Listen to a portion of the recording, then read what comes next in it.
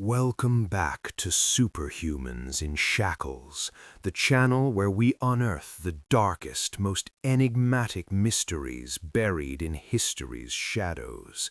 If you're new here, hit that subscribe button and ring the bell. We dive deep into tales that chill the soul and challenge what we think we know about the past. Drop a comment below with your own location if you're watching from somewhere with its own haunted history. I love hearing where these stories reach. Tonight, we uncover a story that's lingered in obscurity for over a century and a half, a tale of breathtaking talent drowned in unspeakable suffering. Imagine this, in the heart of America's bloodiest divide, as cannons roar and nations fracture, unsigned canvases begin appearing in hidden corners of the North, paintings so vivid, so masterful, they stun even seasoned art collectors. Landscapes that capture the soul of rivers at twilight, portraits that pierce with raw emotion, still lifes blooming with impossible light. Critics whisper of a prodigy, a ghost in the machine of war. But beneath the brushstrokes lies a bizarre anomaly. These works depict scenes of quiet beauty, contrasted with subtle, haunting symbols, broken chains half hidden in foliage, eyes that seem to plead from the canvas. Who created them, and why do they feel like cries for help, frozen in oil? Our story begins in the dusty back rooms of a Philadelphia abolitionist safe house in late 1863.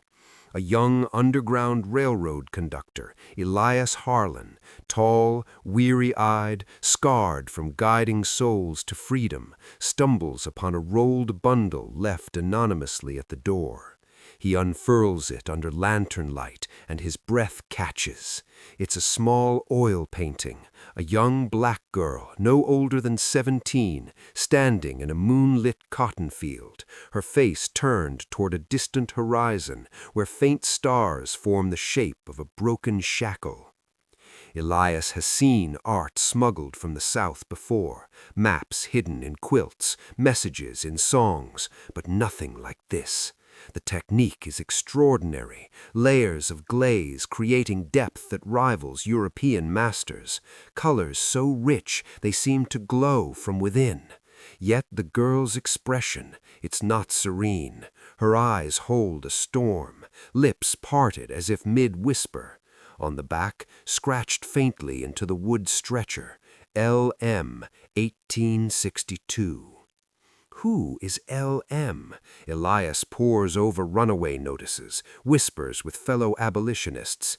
Initial clues point south, to a remote Virginia plantation owned by the ruthless Caldwell family, known for their iron-fisted control even as Union troops encroach. Whispers from escaped souls mention a painting girl there, a slave with hands that could make pictures breathe. But details are scarce, shrouded in fear. As Elias digs deeper, preserving the painting in secret, more canvases trickle north through the underground network, each one a clue, a portrait of an elderly black woman with hands calloused from labor, yet posed with quiet dignity, a stormy seascape where lightning illuminates fleeing shadows. The anomaly deepens. These aren't amateur works, they're genius.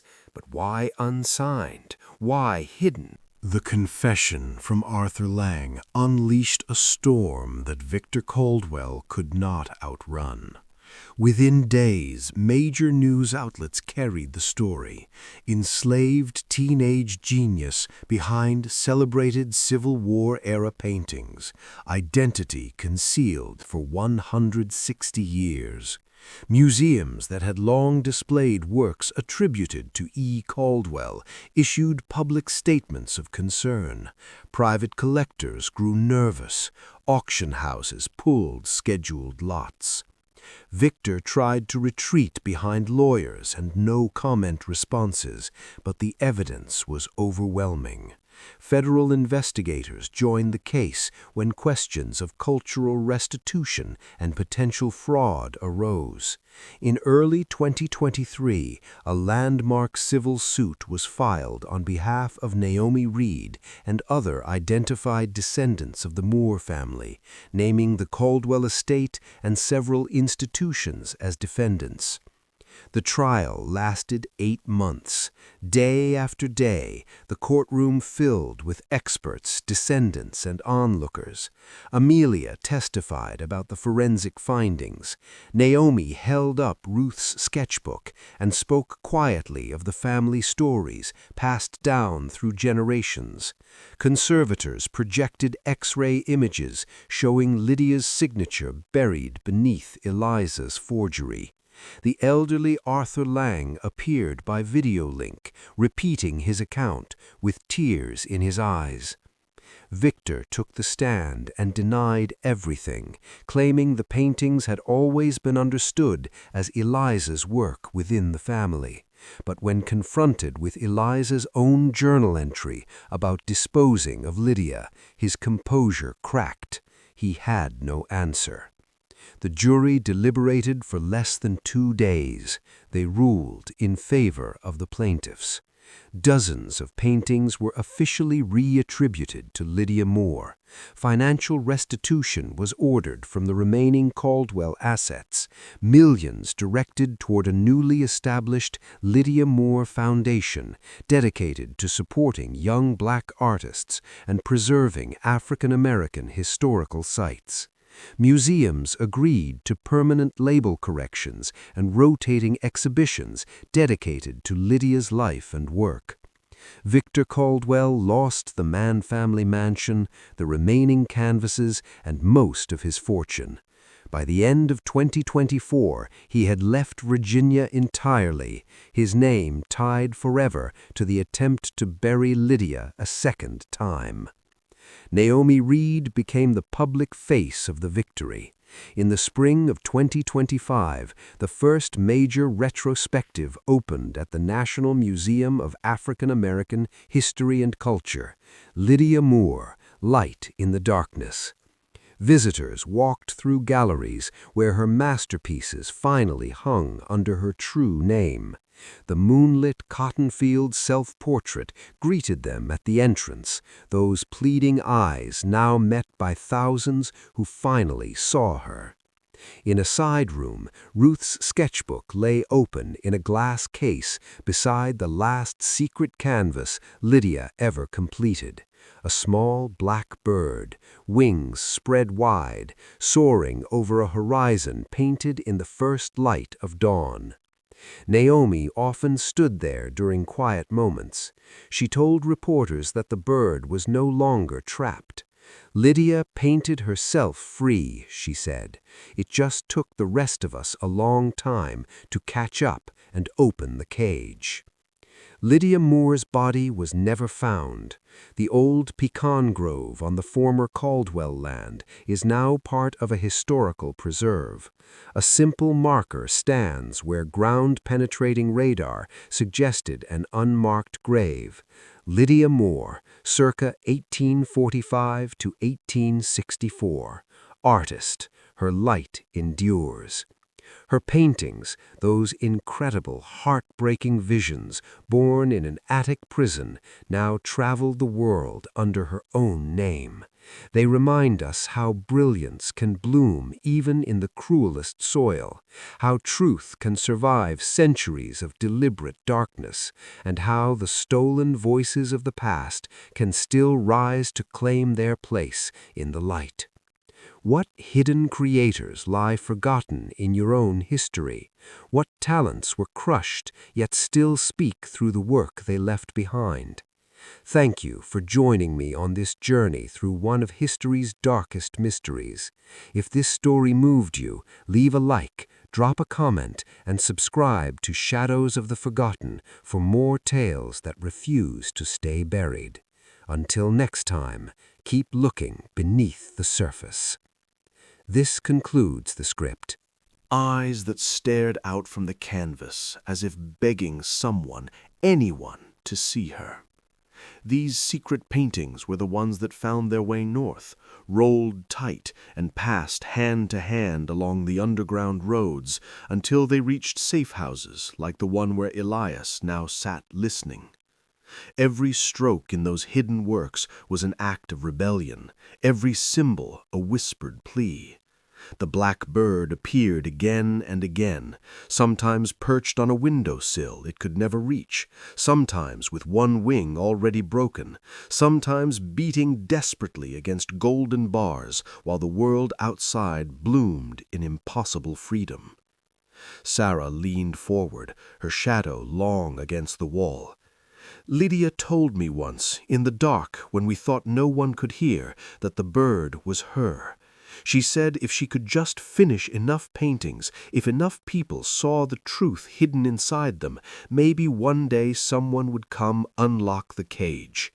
But by 1862, she was fading.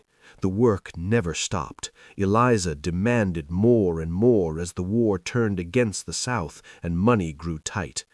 Lydia's hands shook, her eyes grew hollow. She painted faster, but the light in her work began to dim, as if even the colors knew what was coming. Sarah paused, swallowing hard. Then came the night she tried to run. Early spring 1863. Union scouts were close enough that patrols rode past the plantation almost every week. Lydia had hidden a small knife for months, sawing at the attic lock bit by bit. One stormy night she finally broke free, slipped down the back stairs with 3 of her secret canvases wrapped against her chest. She made it to the edge of the woods before the dogs caught her scent. They dragged her back before dawn. Eliza did not call the overseer that time. She handled the punishment herself. Sarah was forced to watch from the hallway as Lydia was whipped until she could no longer stand. After that, the attic door was bolted from the outside and the single window boarded shut. The paints kept coming. The demands grew heavier. Lydia painted through blood and fever, through days when she could barely lift the brush. Yet even then, a few final canvases escaped, smuggled out by Sarah and one sympathetic house servant before Sarah herself fled north. Those were the last anyone ever saw of Lydia Moore's true voice. By the time Union troops finally burned the Caldwell plantation in the spring of 1864, Lydia was gone. No record of sale, no grave marker, no mention in the family ledgers, just silence. Some whispered she died in the attic from fever or grief. Others said Eliza had her quietly disposed of when she became too weak to paint. The big house burned, the fields lay fallow, and the world moved on, carrying away dozens of masterpieces signed E. Caldwell, while the real creator vanished into the earth without a name. The story of Lydia Moore might have remained forever buried beneath layers of lies and ash had it not been for a chance discovery more than a century and a half later. In the spring of 2019, Dr. Amelia Grant, an art historian specializing in 19th-century American painting, received a tip from a colleague. An old Richmond estate, long owned by descendants of the Caldwell family, was being cleared after the death of its last direct heir. Among the attic contents, dozens of dusty canvases signed E. Caldwell, many in poor condition, some wrapped in yellowed newspaper from the 1890s. Amelia drove down from Washington that same weekend. The house was a faded Greek Revival mansion, paint peeling, columns sagging, the air thick with mildew and neglect. Victor Caldwell, a distant cousin who had inherited by default, met her at the door. He was in his late 50s, impeccably dressed, voice smooth as polished mahogany, but his eyes carried the same cold calculation Sarah had described in Eliza all those years ago. Victor waved off questions about provenance. Family heirlooms, he called them. My great-great-aunt was an accomplished amateur, nothing more. He allowed Amelia only a brief look, long enough for her to notice inconsistencies, brushwork far more confident than any known Eliza Caldwell, underdrawings in charcoal that felt urgent, almost desperate, and, most telling, faint traces of older signatures beneath the visible E. Caldwell. Amelia left with photographs and a growing suspicion. Over the following months, she compared the Richmond canvases to known works sold at northern auctions during the war years. The styles matched perfectly. More importantly, several pieces contained the same recurring symbols Sarah had described: the trapped black bird, the half-hidden broken chain, eyes that seemed to follow the viewer. Victor grew increasingly hostile as Amelia's inquiries deepened. Emails went unanswered, phone calls were cut short. Then came the warnings. Anonymous letters slipped under her office door, late-night calls with heavy breathing, and a single sentence: "Some histories are best left buried." Undeterred, Amelia partnered with forensic art analysts. X-rays revealed overpainted signatures. Beneath almost every E. Caldwell lay the faint but unmistakable L. Moore. Pigment analysis showed materials rare for a southern amateur, high-quality ultramarine and vermicon, more common in professional northern studios, yet somehow present on a remote Virginia plantation during wartime blockade. Victor countered by quietly moving the best pieces to private storage and threatening legal action against anyone who questioned authenticity. At a major New York auction house preview, Amelia spotted one of Lydia's secret masterpieces, the moonlit cottonfield self-portrait that had once reached Elias Harlan, listed as "property of a Southern gentleman, attributed to E. Caldwell." Victor was in the room, bidding aggressively through an agent to keep it in the family. Amelia confronted him in the hallway outside the viewing gallery. Voices echoed off marble walls as she laid out the evidence. Victor's face hardened. "You have no proof," he hissed, "and even if you did, the world doesn't care about some long-dead slave girl. These paintings are worth millions with my family's name on them. Take that away, and they're just curiosities." He turned and walked away, but not before Amelia saw the flicker of fear beneath the arrogance. That confrontation marked the beginning of open war. Private investigators followed Amelia. Her university email was hacked. Grant applications were mysteriously denied. Yet each attempt to silence her only drew more attention from journalists and fellow scholars. In the midst of this storm, a quiet email arrived from a woman named Naomi Reed, a middle school teacher living in Petersburg, Virginia. She had read an online article about Amelia's research and recognized the trapped black bird motif immediately. "My grandmother used to draw that same bird," Naomi wrote. "She said it came from her great-aunt, who painted pictures no one was ever supposed to see." Amelia met Naomi Reed on a quiet Saturday morning in a small diner just outside Petersburg. She arrived carrying a worn leather satchel that looked older than she was. She was in her mid-40s, soft-spoken, with eyes that held the same quiet storm Amelia had seen in the paintings. They sat in a corner booth away from the windows. Naomi placed the satchel on the table and opened it with careful hands. Inside was a small sketchbook, no larger than a hymn book, its cover cracked and faded, pages brittle with age. She turned it toward Amelia. "These belonged to my great-great-aunt Ruth Moore. Family Stories says Ruth and Lydia were sisters. Ruth sold away in 1860 when she was 12. Lydia left behind because the mistress wanted to keep the one who could draw." Amelia opened the sketchbook with the reverence usually reserved for sacred texts. The first pages were simple charcoal studies, faces of children in the quarters, hands holding cotton balls, a woman's profile with tears on her cheeks. The style was unmistakable, early work by the same hand that later produced the masterpieces now hanging in private collections as E. Caldwell. As the pages turned, the drawings grew more complex. Detailed studies of birds, crows, sparrows, a single blackbird repeated over and over, sometimes free in the sky, more often behind bars or with one wing dragging. On one page, in faint pencil, "For Lydia, who paints the truth so we remember." Naomi's voice was steady but low. Ruth carried this book with her when she was sold. She added to it over the years, memories of Lydia, things Lydia had told her in whispers before the separation. The last entry is dated 1863. Ruth wrote she heard from a peddler passing through that Lydia had tried to run and been caught. After that, nothing. The sketchbook became the missing link.